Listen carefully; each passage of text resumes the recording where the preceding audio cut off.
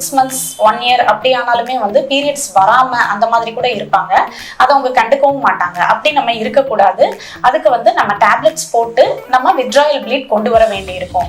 அப்படி கொண்டு வந்தோம்னா அதுல ஒரு சில பேஷண்ட்ஸ்க்கு என்ன ஆகும் அப்படின்னா கண்டினியூஸா ஒரு 30 to 40 days அந்த மாதிரி கண்டினியூஸ் ஃப்ளோ போயிட்டே இருக்கும். அதுக்கும் நம்ம ட்ரீட்மெண்ட் எடுத்து தான் வந்து அந்த இதை ஸ்டாப் பண்ண வேண்டி இருக்கும்.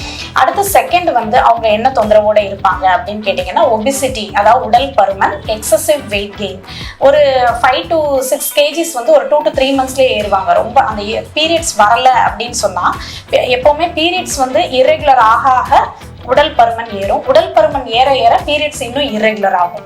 இதுல வந்து அந்த பிசிஓடியில் பார்த்தீங்கன்னா ஒரு 75% ஆஃப் பேஷண்ட்ஸ் வந்து ரொம்ப உடல் பருமன் அதிகமா இருப்பாங்க. ஒரு 25% ஆஃப் பேஷண்ட்ஸ் வந்து ரொம்ப உடல் பருமன் உடல் வந்து ரொம்ப மெலிவாக இருப்பாங்க.